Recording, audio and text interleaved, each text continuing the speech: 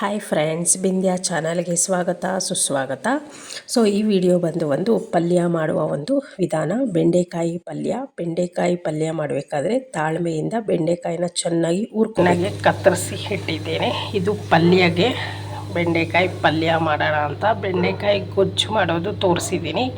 ಇದು ಬೆಂಡೆಕಾಯಿ ಪಲ್ಯ ಮಾಡೋದು ಹೇಗೆ ಮಾಡೋದು ಅಂತ ನೋಡೋಣ ಬನ್ನಿ. ಈಗ ಈರುಳ್ಳಿ ಕೂಡ ಹಚ್ಚಿಟ್ಕೊಂಡಿದ್ದೀನಿ, ಬಾಣಲಿ ತೊಗೊಂಡಿದ್ದೀನಿ, ಒಂದು 3 ಟೇಬಲ್ ಸ್ಪೂನ್ ಎಣ್ಣೆ ಹಾಕಿದ್ದೀನಿ. ಯಾಕಂದರೆ ಬೆಂಡೆಕಾಯಿ ಉರಿಬೇಕಲ್ವ, ಅದಕ್ಕೇನೆ. ಇವಾಗ ಚೆನ್ನಾಗಿ ಬೆಂಡೆಕಾಯಿ ಉರಿಯೋಣ. ಈಗ ಬೆಂಡೆಕಾಯಿ ಹಾಕಿದ್ದೀನಿ, ಎಣ್ಣೆ ಬಿಸಿಯಾಗಿದೆ. ಈ ಬೆಂಡೆಕಾಯಿ ಅಂಟಂಟು ಹೋಗೋ ತನಕ ಚೆನ್ನಾಗಿ ಉರಿಬೇಕು. ಬೆಂಡೆಕಾಯಿ ಉರಿತಾ ಕಲರು ಸ್ವಲ್ಪ ಬದಲಾಗುತ್ತೆ ಮತ್ತು ಅಂಟಂಟು ಕೂಡ ಹೋಗುತ್ತೆ. ಬೆಂಡೆಕಾಯಿ ಇಷ್ಟು 1/4 kg ಇದೆಯಲ್ಲ, ಅದು ಕಡಿಮೆ ಸ್ವಲ್ಪ ಆಗುತ್ತೆ. ಅಲ್ಲಿ ತನಕ ನಾವು ಹುರಿಬೇಕು. ಯಾಕಂದರೆ ಅಂಟಂಟು ಇದರಲ್ಲಿ ಸ್ವಲ್ಪ ಅಂಟಂಟು ಇಲ್ಲ, ಆದರೂ ಚೆನ್ನಾಗಿ ಹುರಿಬೇಕು. ಅಂಟಂಟು ಹೋಗೋ ತನಕ, ಇಲ್ಲಾಂದರೆ ಟೇಸ್ಟ್ ಬರಲ್ಲ ಬೆಂಡೆಕಾಯಿ. ಸೊ ಅಂಟಂಟಿದ್ರೆ ತಿನ್ನೋಕ್ಕೂ ಚೆನ್ನಾಗಿರಲ್ಲ. ಅದಕ್ಕೋಸ್ಕರ ಫಸ್ಟು ಎಣ್ಣೆ ಹಾಕಿ ಚೆನ್ನಾಗಿ ಫ್ರೈ ಮಾಡ್ಕೋಬೇಕು. ಎಷ್ಟು ಆಗುತ್ತೋ ಅಷ್ಟು ಮಧ್ಯಮ ಉರಿ ಇಟ್ಕೊಂಡು ಫ್ರೈ ಮಾಡಿದ್ರೆ ಒಳ್ಳೆಯದು. ಇಲ್ಲ ಸೀದೋದ್ರೂ ಕೂಡ ಬೆಂಡೆಕಾಯಿ ಚೆನ್ನಾಗಿರಲ್ಲ. ಬೆಂಡೆಕಾಯಿ ಪಲ್ಯ, ಬೆಂಡೆಕಾಯಿ ಸಾರು, ಬೆಂಡೆಕಾಯಿ ಗೊಜ್ಜು ಇದು ಮಕ್ಕಳಿಗೆ ಮಾಡಿಕೊಡಿ, ತುಂಬ ಒಳ್ಳೆಯದು. ನೆನಪಿನ ಶಕ್ತಿ ತುಂಬ ಇರುತ್ತೆ ಅಂತಾರೆ. ಬೆಂಡೆಕಾಯಿ ತಿಂದರೆ ಹೆಲ್ತ್ಗೂ ಒಳ್ಳೆಯದು. ಸೊ ಈ ಥರ ಗ್ರೀನ್ ತರಕಾರಿ ಎಲ್ಲ ಆದಷ್ಟು ಮಕ್ಕಳಿಗೆ, ದೊಡ್ಡವರಿಗೆ, ವಯಸ್ಸಾದವ್ರಿಗೆ ಮತ್ತು ಕೊಟ್ಟರೆ ತುಂಬ ಒಳ್ಳೆಯದು. ಹೆಲ್ತಿ ಫುಡ್ ಇದೆಲ್ಲ. ಸೊ ಆವಾಗ ಬೆಂಡೆಕಾಯಿಗೆ ಒಂದು ಸ್ಪೆಷಲ್ಲಾಗಿ ಹೇಳ್ತಿದ್ರು, ಬೆಂಡೆಕಾಯಿ ಕೊಡು ಮಕ್ಕಳಿಗೆ, ಚೆನ್ನಾಗಿ ನೆನಪಿನ ಶಕ್ತಿ ಇರುತ್ತೆ ಅಂತ. ಸೊ ಅದು ಯಾಕೆ ಹೇಳ್ತಾರೆ ಅಂದರೆ ನನಗೆ ಇವಾಗ ಅರ್ಥ ಆಗ್ತಾಯಿದೆ. ನಮ್ಮ ಬಿಂದ್ಯಾಗೂ ಅಷ್ಟೇ ಬೆಂಡೆಕಾಯಿ ಅಂದರೆ ತುಂಬ ಇಷ್ಟಪಟ್ಟು ತಿಂತಾಳೆ. ಆದರೆ ಅವಳಿಗೆ ಅಂಟಂಟು ಇರಬಾರ್ದು. ಅಂಟಂಟಿದ್ರೆ ಅವಳಿಗೆ ಇಷ್ಟ ಆಗೋಲ್ಲ. ನಮಗೂ ಇಷ್ಟ ಆಗುತ್ತೆ. ಒಂಥರ ಅಂಟಂಟಿದ್ರೆ ಬೇಜಾರಾಗ್ತಲ್ಲ, ಅದಕ್ಕೆ ಅಂಟಂಟು ಹೋಗೋ ತನಕ ತುಂಬ ತಾಳ್ಮೆಯಿಂದ ಇದನ್ನು ಹುರಿಬೇಕು. ಉರಿತಾ ಬೆಂಡೆಕಾಯಿ ಯಾವ ರೀತಿ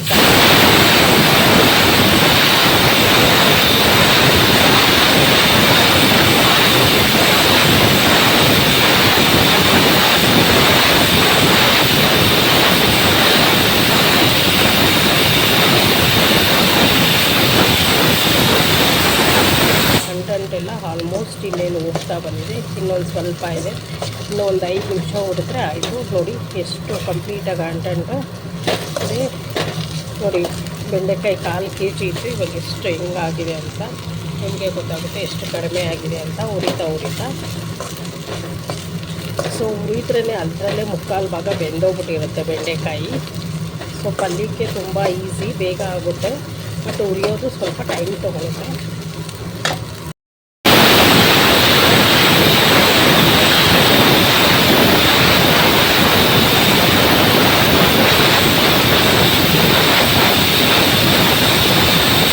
ಅಂಟು ಕೂಡ ಹೋಗಿದೆ ಇಲ್ಲಿ. ಇವಾಗ ಇದನ್ನು ಒಂದು ಪ್ಲೇಟ್ಗೆ ಹಾಕ್ಕೊಳ್ಳೋಣ. ಹುರಿದಿರೋದು ಒಂದು ಪ್ಲೇಟ್ಗೆ ಹಾಕಿದ್ದೀನಿ. ಸೊ ಮಸಾಲೆ ಆಮೇಲೆ ಇದಕ್ಕೆ ನಾನು ಮಿಕ್ಸ್ ಮಾಡ್ತೀನಿ ಒಗ್ಗರಣೆ ಕೊಟ್ಟು. ನೋಡಿ ಕಂಪ್ಲೀಟಾಗಿ ಇದು ಬೆಂದಿದೆ 3/4 ಭಾಗ. ಇನ್ನು ಒಗ್ಗರಣೆ ಹಾಕೋವಾಗ ಮಾತ್ರ ಪಲ್ಯಗೆ ರೆಡಿ ಆಗುತ್ತೆ. ಹಚ್ಚಿಟ್ಕೊತಾ ಇದ್ದೀನಿ. ಟೊಮೆಟೊ ಹಚ್ಚಿಟ್ಕೊಂಡಿರೋದು ಇದು, 1 ಟೊಮೆಟೊ. ನೋಡಿ ಇವಾಗ ಹುರ್ಕೊಂಡಿದ್ದಂಥ ಬಾಣಲಿಗೆ ನಾನು ಮತ್ತೆ ಎಣ್ಣೆ ಹಾಕಿದ್ದೀನಿ. 1 ಟೇಬಲ್ ಸ್ಪೂನ್ ಅಷ್ಟು ಎಣ್ಣೆ ಹಾಕಿದ್ದೀನಿ. ಎಣ್ಣೆ ಕಾಯ್ತಾ ಇದೆ. ಕಡಲೆಬೇಳೆ, ಉದ್ದಿನಬೇಳೆ ಹಾಕಿದ್ದೀನಿ. ಬಣ್ಣ ಬದಲಾಗಬೇಕದು.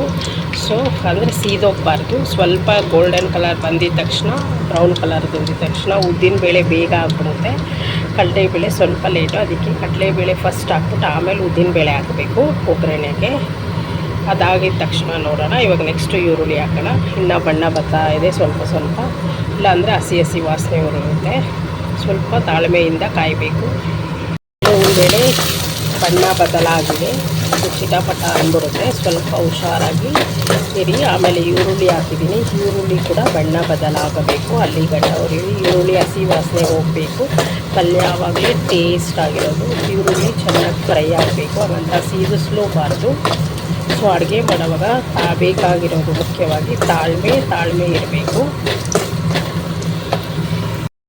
ಇದು ಒಂದು ಈರುಳ್ಳಿ, ದಪ್ಪ ಈರುಳ್ಳಿ ಸಣ್ಣಗೆ ಹಚ್ಚಿಟ್ಕೊಂಡಿರೋದು. ಸೊ ಇದು ಸ್ವಲ್ಪ ಕಡಿಮೆ ಆಗಿದೆ. ಉರಿತಾ ಈರುಳ್ಳಿ ಕೂಡ ಕಡಿಮೆ ಆಗುತ್ತೆ. ಸೊ ಇದು ಒಂದು ಹಸಿ ವಾಸನೆ ಎಲ್ಲ ಹೋಗಿ ಬಣ್ಣ ಬದಲಾಗಬೇಕು. ಹೀಗೆ ಹುರ್ಕೋಬೇಕು. ಟೊಮೆಟೊ ಹಾಕಿದ್ದೀನಿ. ಟೊಮೆಟೊ ಕೂಡ ಸ್ವಲ್ಪ ಸಾಫ್ಟ್ ಆಗಬೇಕು. ನೋಡಿ ಈರುಳ್ಳಿ ಎಲ್ಲ ಫ್ರೈ ಆಗಿದೆ. ಆಮೇಲೆ ಇವಾಗ ಟೊಮೆಟೊ ಹಾಕಿದ್ದೀನಿ. ಟೊಮೆಟೊ ಕೂಡ ಸಾಫ್ಟ್ ಆಗಬೇಕು. ಈ ವಿಡಿಯೋ ನಿಮಗೆ ಇಷ್ಟ ಆದರೆ ಲೈಕ್ ಮಾಡಿ, ಶೇರ್ ಮಾಡಿ, ಪಕ್ಕದಲ್ಲಿರೋ ಬೆಲ್ ಐಕಾನ್ ಕ್ಲಿಕ್ ಮಾಡಿ. ನಿಂಜಾ ಯೂಟ್ಯೂಬ್ ಚಾನಲಲ್ಲಿ ನಿಮಗೆಲ್ಲ ಇನ್ಫಾರ್ಮೇಷನು ಸಿಗುತ್ತೆ. ನಾನು LIC adviser, health insurance adviser ಮತ್ತು ಜಾಬ್ ವೇಕೆನ್ಸಿ ಕೂಡ ನಾನು ನಿಂಜಾ ಯೂಟ್ಯೂಬ್ ಚಾನಲಲ್ಲಿ ಅಪ್ಲೋಡ್ ಮಾಡ್ತಾ ಇರ್ತೀನಿ. ಮತ್ತು Shri Sanvika enterprises tour and travels ಕೂಡ ನಿಮಗೆ ಅಪ್ಡೇಟ್ ಮಾಡ್ತಾ ಇರ್ತೀನಿ. ದಯವಿಟ್ಟು ನಿಂಜಾ ಯೂಟ್ಯೂಬ್ ಚಾನಲ್ನ ವಾಚ್ ಮಾಡಿ. ನಿಮಗೆ ಉಪಯುಕ್ತವಾದ ಮಾಹಿತಿಯನ್ನು ಕಾಮೆಂಟ್ ಮಾಡಿ. ಯಾವ ರೀತಿ ಮಾಹಿತಿ ಬೇಕು ನಾನು ನಿಮಗೆ ತಿಳಿಸ್ತೀನಿ. ಸೊ ಈಗ ತಾನೇ ನಿಂಜಾ ಯೂಟ್ಯೂಬ್ ಚಾನಲ್ ನೋಡ್ತಾ ಇದ್ದರೆ ತಪ್ಪದೆ ಸಬ್ಸ್ಕ್ರೈಬ್ ಮಾಡಿ, ಬೆಲ್ ಐಕಾನ್ ಕ್ಲಿಕ್ ಮಾಡಿ. ನಾನು ಹಾಕೋ ವಿಡಿಯೋ ಎಲ್ಲ ನಿಮಗೆ ನೋಟಿಫಿಕೇಷನ್ ಮೂಲಕ ಬಂದು ತಲುಪುತ್ತೆ. ನೋಡಿ ಟೊಮೆಟೊ ಸಾಫ್ಟ್ ಆಗಿದೆ. ಈಗ ನಾನು ಸ್ಪೈಸಸ್ ಎಲ್ಲ ಹಾಕ್ತಾಯಿದ್ದೀನಿ. ಇದೇ ಸ್ಪೂನಲ್ಲಿ ನಾನು ಸ್ಪೈಸಸ್ ಹಾಕ್ತಾ ಇರೋದು. ಇದರಲ್ಲಿ ಅರ್ಧ ಹಾಕ್ತೀನಿ, ಯಾಕಂದರೆ ಪಲ್ಯ ಅಲ್ವಾ, ಅದಕ್ಕೆ ತುಂಬ ಸ್ಪೈಸಸ್ ಹಾಕಿದ್ರೂ ಖಾರ ಆಗುತ್ತೆ. ಅದಕ್ಕೆ ಇದರಲ್ಲಿ ನಾನೇನು ಮಾಡ್ತೀನಿ, ಇಷ್ಟೇ ಹಾಕೋದು. ಸೊ ನೋಡಿ ತುಂಬ ಖಾರನೂ ಹಾಕಲ್ಲ, ಯಾಕಂದರೆ ಬಿಂದ್ಯಾ ತಿಂತಾಳೆ. ನೀವು ಬೇಕಾದರೆ ಖಾರ ಹೆಚ್ಚಿಗೆ ಬೇಕಾದರೆ ಹಾಕೊಬೋದು. ಮೊದಲಿಗೆ ಇದು ಚಿಲ್ಲಿ ಪೌಡರ್. ಎಲ್ಲ ಸ್ಪೈಸಸ್ಸು ಕೂಡ ಇಲ್ಲಿ ಹಾಕಿದ್ದೀನಿ. ಸ್ಪೈಸಸ್ ಹಾಕಿದ ತಕ್ಷಣ ಉರಿಬೇಕು, ಇಲ್ಲಾಂದರೆ ಸೀದೋಗ್ಬಿಡುತ್ತೆ. ಯಾಕಂದರೆ ಪಲ್ಯ ಆಗಲ್ವ. ನೀರು ಇಲ್ಲಿ ಸ್ವಲ್ಪ ನಾನು ಒಂದು 1/4 ಟೀ ಲೋಟ ಅಷ್ಟು ಮಾತ್ರ ನೀರು ಹಾಕ್ತೀನಿ ಅಷ್ಟೇ. ಯಾಕಂದರೆ ಪಲ್ಯ ಇದು ಸ್ಪೈಸಸ್ ಎಲ್ಲ ಸೀಬಾರ್ದು ಅಂತ ಎಣ್ಣೆ ಸ್ವಲ್ಪ ಜಾಸ್ತಿನೇ ಹಾಕಿದ್ದೀನಿ. ಸೊ ಶುಂಠಿ ಬೆಳ್ಳುಳ್ಳಿ ಪೇಸ್ಟ್ ನಾನು ಆ್ಯಡ್ ಮಾಡಿಲ್ಲ, ಈಗ ಆ್ಯಡ್ ಮಾಡ್ತೀನಿ.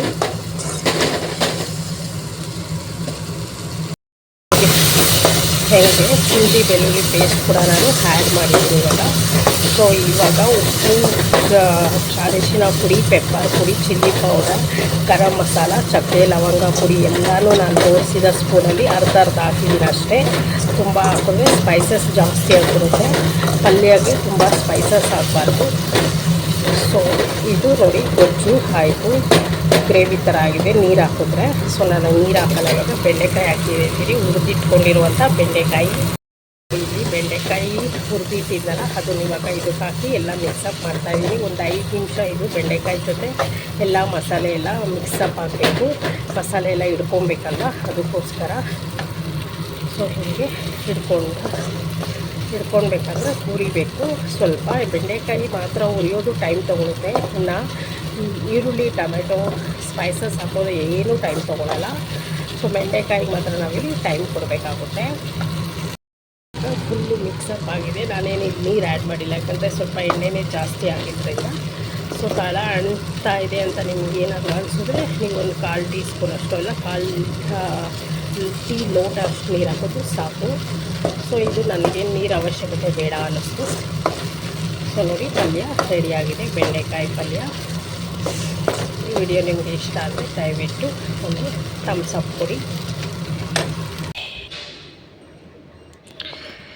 ಬೆಂಡೆಕಾಯಿ ಪಲ್ಯ, ಬೇಳೆ ಸಾಂಬಾರು.